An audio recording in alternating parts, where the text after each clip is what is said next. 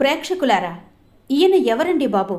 100 కోట్లు పోగేసుకోవడానికి రాజకీయాలను ఎంచుకునే రోజుల్లో కష్టపడి సంపాదించింది ప్రజలకు ఖర్చు చేస్తున్నాడు.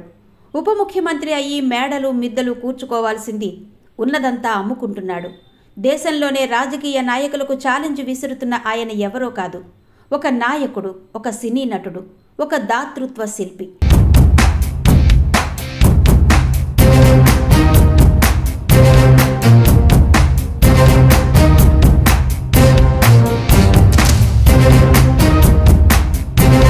తన పేరు, తన సంపాదన, తన ప్రతిష్ట అన్నీ ఒకే లక్ష్యానికి అంకితం చేశాడు. ఆ లక్ష్యం ప్రజాసేవ. అవును, మాటల్లో కాదు పనుల్లో చూపిస్తున్నారు జనసేన అధినేత పవన్ కళ్యాణ్. సినిమాల్లో హీరో, రాజకీయాల్లో నాయకుడు, కానీ జీవన విధానంలో ఆయన ఒక పెద్ద మనసున్న దాత.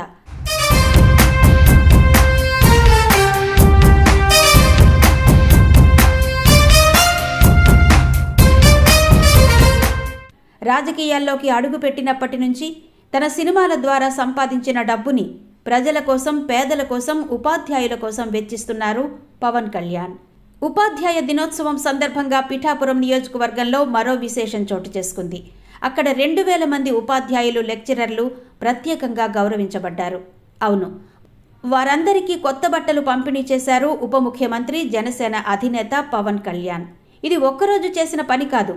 గతంలో కూడా పవన్ కళ్యాణ్ అనేకసార్లు సేవా కార్యక్రమాలు చేపట్టారు. గిరిజన ప్రాంతాల్లో రగ్గులు పంచారు. పిఠాపురంలో 10,000 మందికి పైగా మహిళలకు కొత్త చీరలు అందజేశారు. పండుగల సందర్భంగా పేద కుటుంబాలకు అవసరమైన వస్తువులు అందించారు. పవన్ కళ్యాణ్ స్పష్టంగా చెబుతారు, నేను సినిమాలు డబ్బు కోసం చేయను, ప్రజల కోసం చేస్తాను అని. ఆ మాటకు తగ్గట్టే తన సినిమాల సంపాదనను సేవా కార్యక్రమాల్లో వెచ్చిస్తున్నారు. ఇదే ఆయనను ప్రత్యేక నాయకుడిగా నిలబెడుతోంది.